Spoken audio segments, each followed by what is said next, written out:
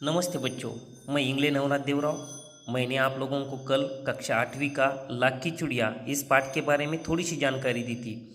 बदलू कौन था, लेखक कहाँ गया था, लेखक को क्या अच्छा लगता था, इसके बारे में जानकारी हमने कल के पाठ में देखी थी। आज हम उसके आगे का जो पाठ है उसके बारे में जानकारी लेंगे। देखो, ये जो बदलू है उसे कांच की चूड़ियों से बहुत ही नफरत थी। वह कूड़ता था, उसे अच्छा नहीं लगता था। कांच की चूड़िया किसी औरत ने पहनी तो उसे गुस्सा आता था। वह उसे दो चार बातें भी सुना देता था। उसके बाद में हम लोग देखेंगे कि लेखक जो है वह बदलू के घर जाता था और बदलू के साथ वह बातें करता था। तो शहर में क्या चल रहा है, शहर में क्या होता है, उसके बाद में गाँव में क्या होता है, इसके बारे में बातचीत वह करते थे। ये जो लेखक है वह उनको बदलू जो है वह लेखक से कहता है शहर की औरतें अलग होती है लला, और वह मर्दों के हाथों में हाथ पहनकर भी घूमती है। वह ऐसा भी बोलता है। उसके बाद में उनकी कलाइयाँ नाजुक होती है और वह लाख की चिड़िया जो है वह नहीं पहन पाती क्योंकि उसको मोच आ जाती है, ऐसा वो बोलता है। कभी कभी ये जो बदलू है, बदलू जो है वह लेखक की खातिर भी करता। अभी खातिर का मतलब क्या है, तो खातिर का मतलब है, यह एक नया शब्द है खातिर। खातिर करना का मतलब है आवभगत करना, उसको इज्जत देता था।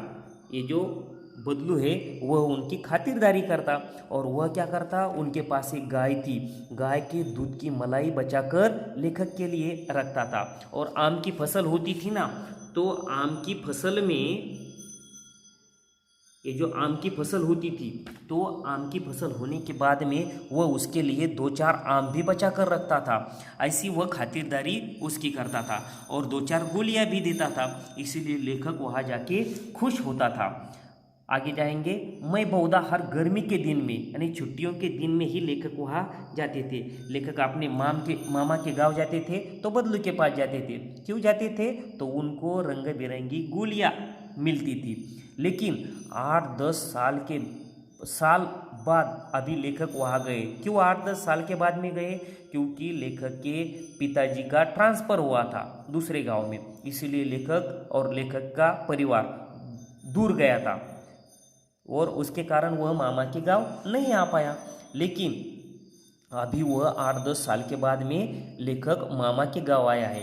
मामा के गांव आने के बाद में वो बड़ा हो गया। बड़ा होने के कारण उसे बदलू की याद नहीं आई और गोलियों की भी याद नहीं आई।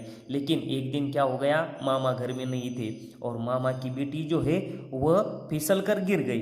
गिरने के कारण क्या हो गया, उसकी कलाई में वह जो चूड़ी है वह टूटकर लग गई। कलाई में वह चूड़ी घुस गई और उसके कारण खून निकल आया।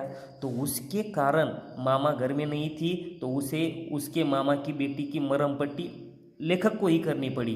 और उसके बाद में उसे बदलू की याद आ गई और वह बदलू के घर गया। बदलू के घर जाने के बाद में लेखक बोलता है नमस्ते बदलू काका। मैंने कहा नमस्ते बदलू काका। उसने मेरी नमस्ते का उत्तर दिया और उठकर खाट पर बैठ गया। ये जो बदलू है खाट पर बैठ गया और वह निहारता रहा। तो लेखक बोलता है मैं हूँ जनार्दन, यानी लेखक का नाम क्या था, तो जनार्दन था। तो वह बोलता है मैं जनार्दन हूँ काका, और आपके पास से गोलियां बना कर ले जाता था, ऐसा वह उनको बोलता है। बदलू फिर चुपचाप रहा, मानो वह अपने स्मृति पटल पर अतीत के चित्र उतार रहा था, यानी वह याद कर रहा था कि ये लड़का कौन हो सकता है। तो वह बोलता है, बाद में उसको याद आ जाता है कि ये हाँ हाँ आओ आओ लला बैठो, यानी वह उसे लला नाम से पुकारता था।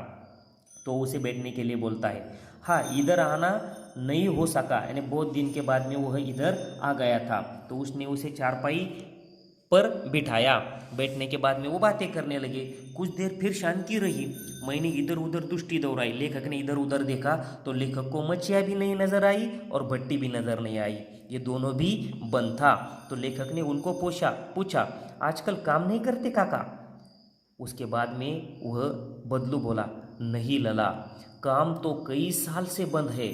मेरी बनाई हुई चूड़िया कोई पूछे तब तो, यानी कोई ले तो ही मैं बना सकता हूँ। लेकिन अभी क्या हो गया है, हर गांव में लोग जो है वह कांच की चूड़िया पहनने लगे। क्यों, तो मशीनी युग के कारण वह कांच की चूड़िया पहनने लगे और कांच की चूड़िया पहनने के कारण क्या हो गया, उसका काम बंद हो गया। मशीन की चूड़ियाँ पहनने लगे और ये जो लाख की चूड़ियाँ बनाता था उसे कोई लेता ही नहीं था, इसीलिए उसका काम बंद हो गया था। आगे क्या हुआ देखेंगे। लेकिन कांच बड़ा खतरनाक होता है, बदलू कहता है, बड़ी जल्दी टूट जाता है। मैंने कहा, नाजुक तो फिर होता ही है लला। कहते कहते उसे खांसी आ गई। लेखक ने कहा कि ये नाजुक होता है, खतरनाक होता है। बदलू भी कहता है कि हाँ, तो ये ऐसा ही होता है। लेकिन उसे बीच में क्या हो गया, खांसी आ गई। देर तक वह खांसता रहा। मुझे लगा उसे दमा है। अस्थमा के साथ साथ उसका शरीर ढल चुका था, यानी वह अभी बूढ़ा हो गया था और खांसने लगा था। और जाने कैसे उसमें शंका आ गई, उसके मन में आ गया और वह बोलने लगा, मुझे दमा नहीं है, फसली खांसी है, यही महीने 2 महीने से आ रही है। ऐसा वो लेखक को कहने लगा। 10-15 दिन में ठीक हो जाएगी, ऐसा बदलू जो है वह लेखक को कहता है। उसके बाद में क्या हुआ देखेंगे। मैं चुप रहा। मुझे लगा उसके अंदर कोई बहुत बड़ी व्यथा छिपी हुई है। मैं देर तक सोचता रहा कि इस मशीन युग ने कितने हाथ काट दिए हैं, यानी मशीन युग के कारण उसका काम बंद हो गया था। कुछ देर फिर शांति रही, जो मुझे अच्छी नहीं लगी, यानी वो शांत बैठे रहे। आम की फसल अब कैसी है काका, लेखक ने पूछा। कुछ देर पश्चात मैंने बात का विषय बदलते हुए पूछा। अच्छी है लला, बहुत अच्छी है, उसने लहक कर उत्तर दिया और अंदर अपनी बेटी को आवाज़ दी। अरे रज्जो, लला के लिए आम तो ले आ। यानी उसकी बेटी का नाम क्या था, रज्जो था। और वह अंदर आवाज़ देकर अपनी बेटी को कहता है कि लला के लिए कुछ आम लेके आ। फिर मेरी ओर मुखातिब होकर बोला, माफ़ करना लला, तुम्हें आम खिलाना भूल गया था। क्योंकि लेखक जब उसके घर जाता था तो वह लेखक के लिए क्या देता था, आम देता था और दूध की मलाई भी बचा कर रखता था। लेकिन इस बार उसने पूछा ही नहीं था, इसीलिए उसे ऐसा लगा। देखो आगे। नहीं नहीं काका, आम तो इस साल बहुत खाए हैं। वाह वाह, बिना आम खिलाए कैसे जाने दूंगा तुमको, ऐसा वो बदलू उनको बोलता है। लेखक जो है वो चुपचाप रह गया।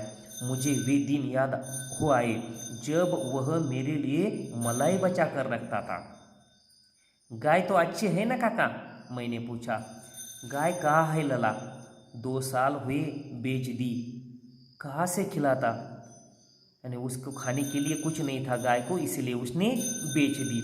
इतने में रज्जो, उसकी बेटी, अंदर से एक डलिया में ढेर से आम ले आई। यह तो बहुत है काका, इतने कहाँ खा पाऊंगा, मैंने कहा। यानी लेखक ने बोला, ये बहुत आम हो जाएंगे, इतने मैं नहीं खा सकता। वाह वाह, वह हंस पड़ा। शहरी ठहरे ना, मैं तुम्हारी उम्र का था तो इतने चौगुने आम एक वक्त में खा जाता था। यानी वो बोलता है कि मैं तुम्हारे आयु का था ना, तब एक वक्त में इतने सब आम खा जाता था। आप लोगों की बात और है, मैंने उत्तर दिया। अच्छा बेटी, लला को 4-5 आम छाट कर दो, सिंदूरी वाले देना।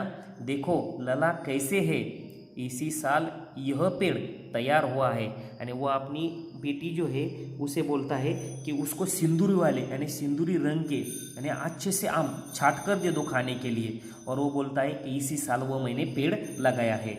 रज्जो ने 4-5 आम अंजुली में लेकर मेरी ओर बढ़ा दिए। आम लेने के लिए मैंने हाथ बढ़ाया तो मेरी निगाह एक क्षण के लिए उसके हाथों पर ठिठक गई। गोरी गोरी कलाइयों पर लाख की चूड़ियाँ बहुत ही फब रही थी। फबना का मतलब है जचना। तो उसके हाथ में, यानी रज्जो के हाथ में ये जो लाख की चूड़िया से बनाई हुई एक जोड़ा जो है वह पहना हुआ था और उसे देखकर उसे बहुत ही अच्छा लगा। बद्दू ने मेरी दृष्टि देख ली और बोल पड़ा, यही आखिरी जोड़ा बनाया था। यानी उसने जो आखिरी जोड़ा बनाया था वो उसके रज्जू ने हाथ में पहना था। जमींदार साहब की बेटी के विवाह पर 10 आने मुझे पैसे मुझको दे रहे थे। मैंने जोड़ा नहीं दिया, कहा शहर से ले आओ। यानी ये जो जमींदार थे उसके बेटी के लिए उसने वो जोड़ा बनाया था, लेकिन 10 आने में वो कैसे देता, यानी कम पैसों में वो मांग रहा था, इसलिए उसने उनको नहीं दिया और बोला शहर से ले आओ। मैंने आम ले लिए और खाकर थोड़ी देर पश्चात चला आया।